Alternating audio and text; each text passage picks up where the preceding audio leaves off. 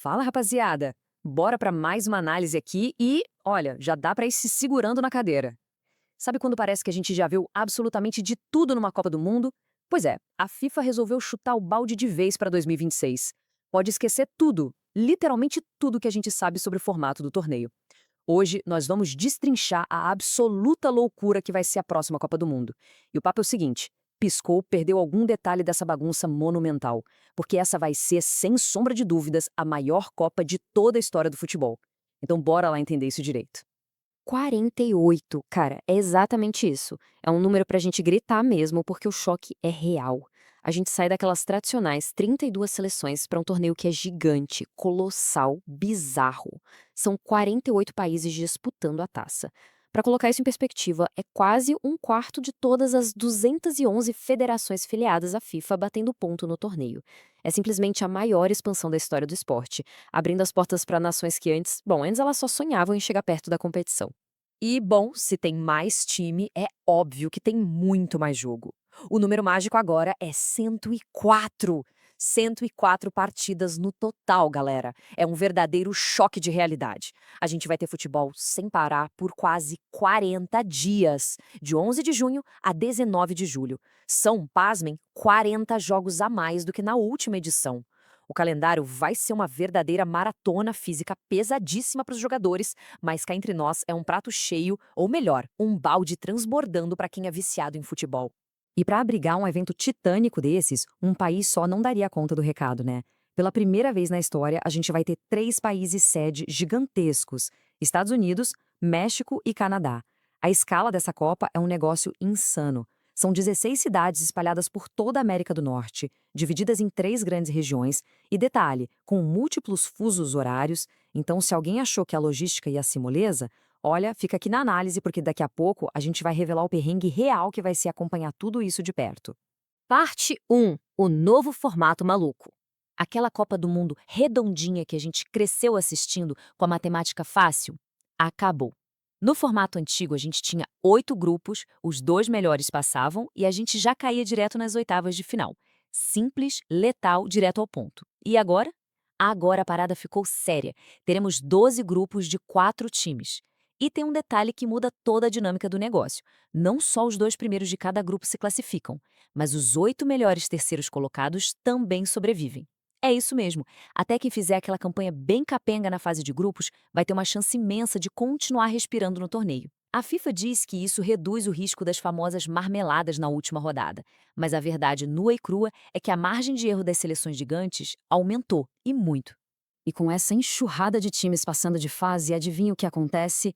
Nasce uma etapa totalmente nova no torneio, os famosos 16avos de final.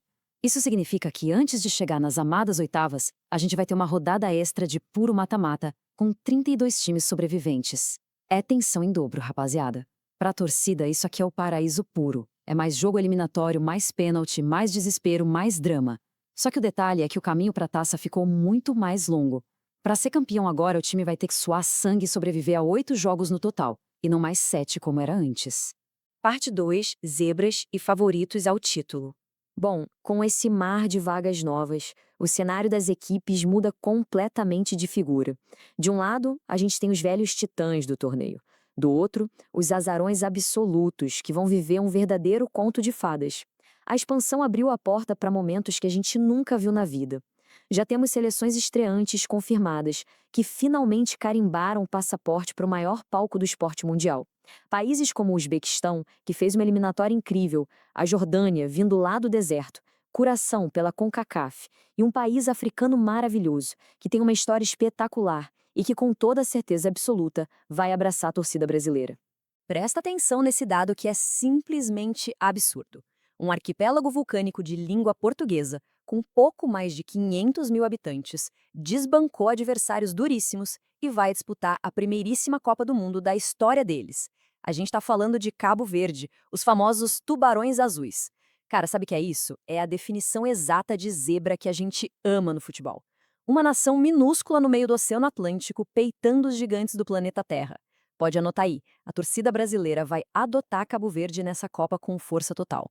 Mas e a briga pela taça de verdade? Onde é que ficam os gigantes da bola nessa história? Um painel monstro com 20 jornalistas internacionais e especialistas em modelos estatísticos soltou a lista dos super favoritos. E olha, o resultado tá dando o que falar. A Espanha aparece cravada no topo da lista, desbancando a poderosa França do Mbappé e a atual campeã, a Argentina do Messi. Que doideira, né? A Inglaterra surge ali em quarto, com aquele talento imenso e a pressão histórica de sempre para não pipocar. E logo na sequência, na quinta posição, está a nossa seleção brasileira. Pois é, cara, quinto lugar para o Brasil na lista de favoritos e tem estatística que joga a gente até para oitavo lugar em algumas projeções mais duras. A realidade dos números bateu forte na porta, viu? É um choque ver a Canarinho, a maior campeã da história, sentada tão lá atrás. Mas os especialistas apontam as lesões recentes, aquela instabilidade tática e o fato pesado da gente não levantar a taça desde 2002. As fontes que a gente analisou chegam a mencionar as esperanças no Vini Júnior, no Rafinha e, pasmem, os gringos até citam aquela novela do Ancelotti tentando devolver o brilho ao time, provando como o nosso planejamento meio caótico chamou atenção lá fora. A pergunta que não quer calar é: o sonho do rumo ao Hexa é real ou a gente está vivendo só de peso de camisa e nostalgia? Parte 3. Guia de sobrevivência na Copa. Agora, vamos dar um pivô do gramado, direto para as arquibancadas, para entender o nível do desafio logístico. E aqui vai um aviso das agências de mobilidade. O perrengue vai ser pesadíssimo. 40 a 50% de inflação no mínimo. Essa é a estimativa oficial de aumento nos preços de hospedagem na cidade sede durante o torneio. E piora, tá? Em lugares como o México, imóveis de aluguel longo estão virando Airbnb de curto prazo da noite para o dia, e a diária pode ficar de 3 a 5 vezes mais cara que a média histórica. O recado das fontes para os fãs é um só, bem direto: prepara o bolso, porque a disponibilidade vai sumir num piscar de olhos e os preços vão literalmente para a estratosfera. E olha, se o dinheiro é um problema, o clima e a geografia formam outro adversário terrível nessa Copa. Os times e a torcida vão ter que lidar com extremos bizarros pulando de uma cidade para outra. No México, por exemplo, Monterrey no verão é uma verdadeira fornalha, um calor brutal que passa fácil dos 35 graus, o que até ativou aquelas medidas obrigatórias de resfriamento da FIFA. Já na Cidade do México, no lendário Estádio Azteca, o problema não é nem o calor, são os 2.240 metros de altitude. A galera literalmente fica sem ar. A recomendação oficial é chegar uns 2 ou 3 dias antes só para tentar se aclimatar. É sobrevivência pura. Já nos Estados Unidos, que vão receber a maior parte dos jogos espalhados em 11 cidades, o desafio é o trânsito e o transporte público. Os caras estão injetando grana pesada em infraestrutura, expandindo o sistema de trens Marta lá em Atlanta, finalizando um novo transporte interno no aeroporto de Los Angeles e por aí vai. A orientação unânime é: use o trem de qualquer jeito. Só que tem um detalhe: a previsão é que o número de passageiros dispare entre 2 a 4 vezes os níveis normais. Ou seja, espere trens completamente entupidos de gente, congestionamentos severos ao redor dos estádios e um planejamento que vai exigir horas e horas de antecedência. Agora presta muita atenção que esse detalhe é caso de vida ou morte para a torcida brasileira, o visto americano. A fila normal tá gigantesca, papo de demorar meses e meses. Mas existe uma tábua de salvação, o chamado FIFA Pass. O REC é esse aqui, passo a passo, anota aí. Primeiro, é obrigatório comprar o ingresso oficial no site da FIFA. Esse ingresso vai te gerar um código único. Com esse código sagrado em mãos, você inicia o formulário do visto, o famoso DS-160. Na hora de agendar, o sistema cruza os seus dados e, bingo, o acesso a um agendamento prioritário é liberado na hora. É uma via rápida oficial para fugir daquelas filas imensas. Lembrando, claro, que não garante aprovação, mas salva muito tempo de espera na fila.